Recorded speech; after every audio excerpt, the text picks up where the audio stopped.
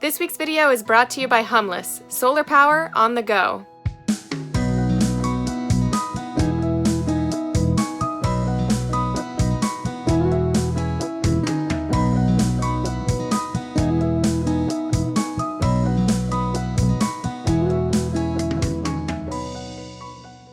Did you know in the last 50 years, the size of the average American home has grown over 1,000 square feet? Well, imagine what the average American home looked like in the Civil War era. Today, I'm going to introduce you to a woman who's designed her tiny house based entirely on that time period. I think you're going to really love the architectural style of this one.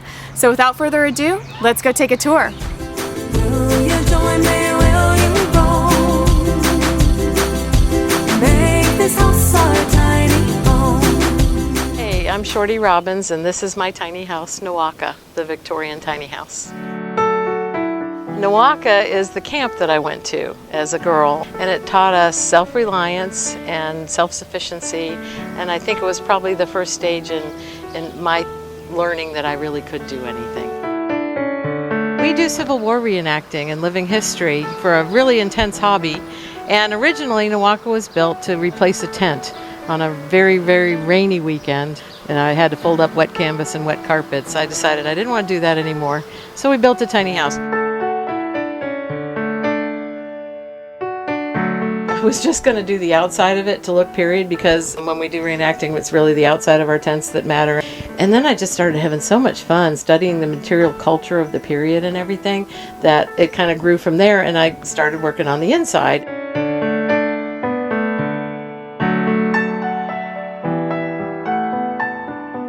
I sort of felt like, well, I'm really not a tiny houser, this is just my reenacting thing.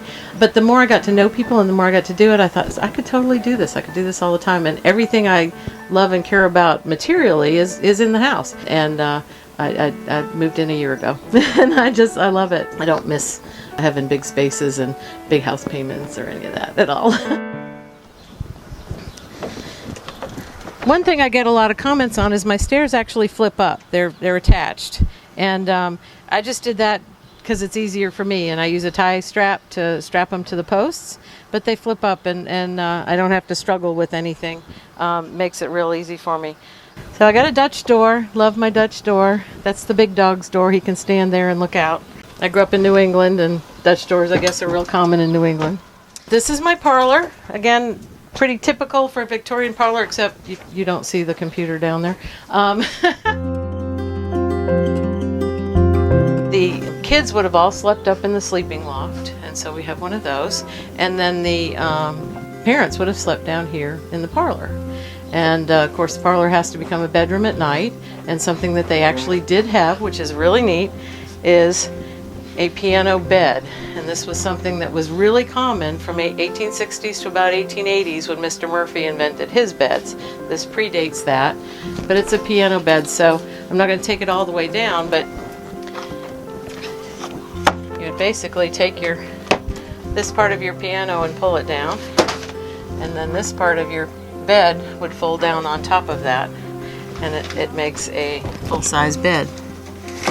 And I do sleep in that every night. I don't climb up into the loft. That's the kid loft.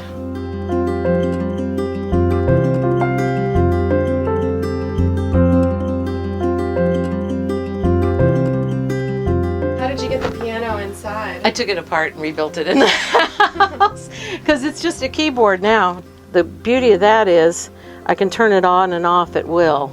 So it can play when I want it to, but when it's kid day here, I turn it off and the kids come in and beat on it. Nothing can happen. We were at an event and this like New Orleans type jazz band was outside, and they walked in and they had a French horn and a trumpet and a saxophone, and a fourth guy was just wandering around with them, and he sat down and started playing the piano. We had this whole big jam right here. It was so neat.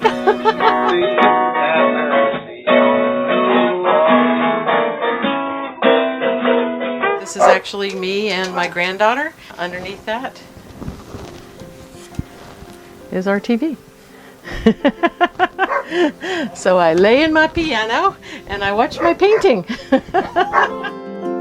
When I started talking about building it, all the guys at work were like, yeah, we know you, this is going to be hard. I eyeball things. You know, when I sew, I don't use pins. I just sort of, it happens. You really can't do that with construction. So somebody suggested SIPs. I designed what I wanted on graph paper, took it to a SIPs manufacturer, and they made the kit. And then we had a nice big build day. About 30 people that I didn't even know came, and they brought their electric screwdrivers with them, and we put my house together. The wood floors actually came from a barn. Got them pretty cheap because they're the end pieces and they're really short and tiny. I said, I don't care, I have a tiny house, it works.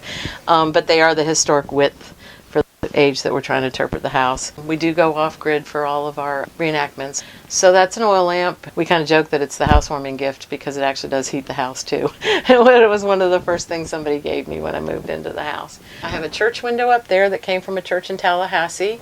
And that was gifted to me by an architect friend when I showed him a picture of what I wanted to do. Because, you know, when you start to build a tiny house, you can't shut up. You talk about it all the time. I think he gave me the window to shut me up. About these photos here. That's my family. Well, this one is actually me. Tintypes flip the image. So that's a reverse image of the house and my granddaughter.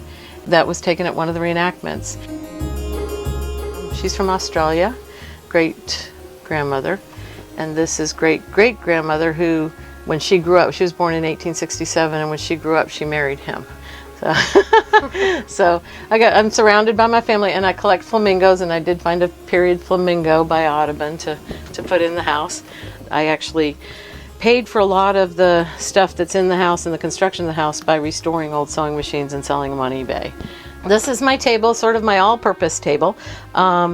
It's a drop leaf table, which it's an antique, and it was true to what the kind of tables they had back then. The fun with this one is I was looking for a nice big table, and a friend of mine said, oh, I have a good drop leaf, but it's only got 3 legs. And I said, well, that's really okay, because I'm going to cut it off, and I only need 2, and I bolted it to the wall. So this flips up, and it's sewing, eating, working, everything table. And then underneath it, I have my solar panels. I was really, really lucky. Humless, the solar people, actually gifted me my solar power generator, and I hide the generator itself right here in what would be the wood box. I can go 3 days off of a full charge on that. And if I have sun, I live in Florida, I always have sun. It can just go continuously. It's awesome. I do have a wood burning stove in here. I do not burn wood in it. It gets too hot. We have small space. We have maybe 3 cold days a year. I don't need that kind of heat in here, but it goes with the house. They did not have kitchens back then, or if they did, they were separate from the house. That's not real practical for me, but I do most of my big cooking outside. However, I do have a good usable little kitchen in here. This is an ice box. It's actually a 1903 ice box, so it is authentic. So I've got a hot plate, and this is a convection oven. It's not a toaster oven. It cooks anything, and it's wonderful. And of course, the coffee maker that we can't live without. And I have a sink. Generally, I hide the sink again. They wouldn't have had a sink in their house, and they certainly wouldn't have had running water. When you're a reenactor, you really get used to hiding the modern stuff. And so that was sort of second nature for me here.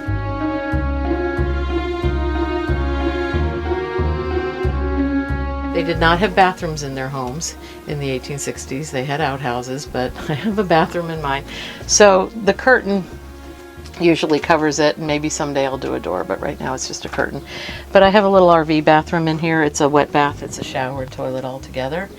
And then this is my bathroom storage. Slides out like that. Wow, hidden. Yeah. Hidden storage. So all the makeup and curling irons and hairbrush and all that stuff, the modern things, all go in there. And then these are the stairs up to the loft. They actually were my grandparents' dressers. And we remade them into stairs and a dresser, and turned the one dresser on its side and made a closet out of it.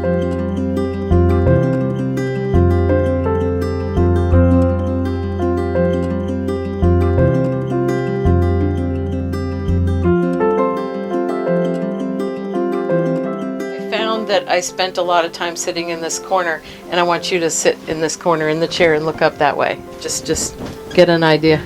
So that's my happy place right there, sitting in my comfy chair and looking at my house. Oh yeah, this is home. Hope hope you guys enjoyed this week's tiny house tour. I'll see you in a couple weeks with another tiny house or travel video. See you later.